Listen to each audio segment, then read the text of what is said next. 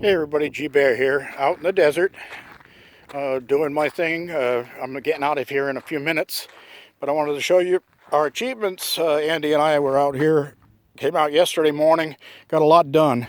What you're looking at here is a cage around a Concord grapevine I planted there, and over here is a seedless grape, a table grape, and I decided I'm going to use those poles that are already here that we used for tarps before are going to end up being part of a trellis to hold up the grapevines. So we got that done. And as I move over this way, you can see over there behind the shed, I put the rack up on top of the pole. That's going to hold 6 solar panels, 600 watts. And we got that out here and installed. And I've got 3 water barrels. This is irrigation only. And just for the heck of it, I set up a bucket on top of here for a rain catcher because, as you can see along the edge of the container, or I set it up with a little slope, it has a big rut there from rain from before. So I'm going to try to catch some of that in this bucket. And then I've got little filter screens on the 2 corners and some pipes going down into the barrels. So these 2 barrels, I'll see how full I can get them over the next 5 days of rain. I forgot to put these away.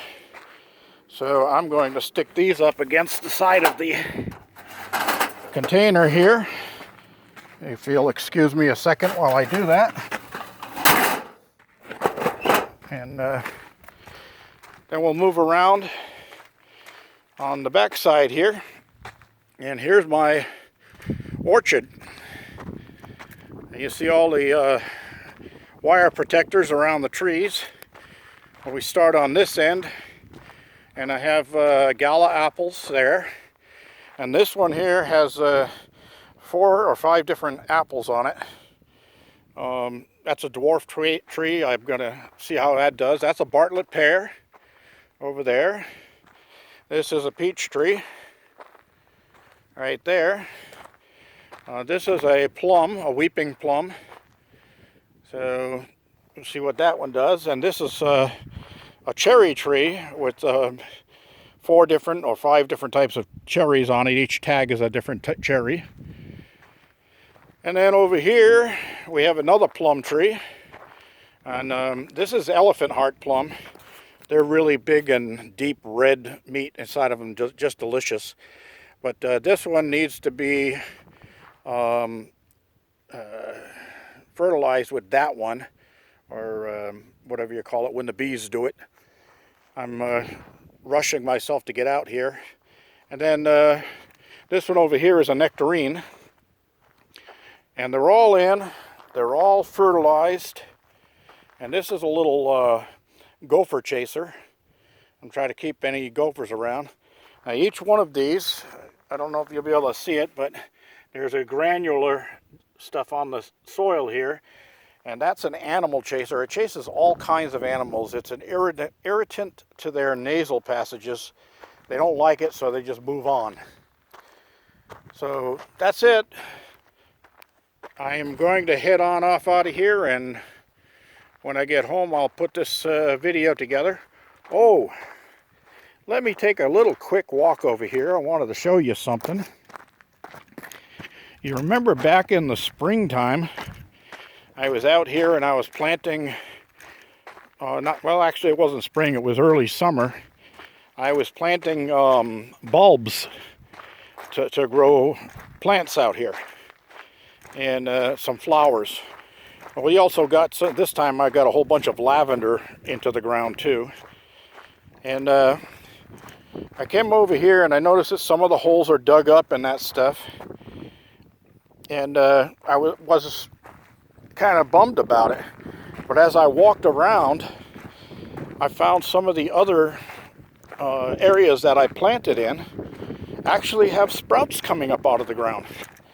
So I'm going to have some flowers off of those. Let me see if I can get up to one of them, if I can remember where they are. It's funny about how everything in the desert looks the same. Let's see.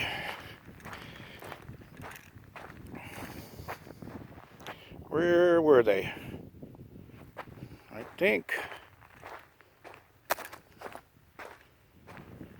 think I lost them. I should have did this before when I was walking around. But anyway, I'll find them when they get taller. Let me go over to the first set, which is up here.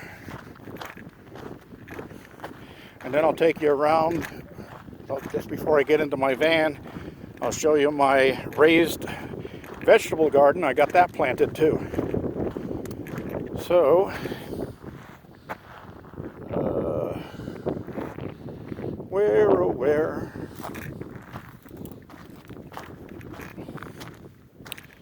Oh, here we go. See, these little splotches here is where we planted some lavender.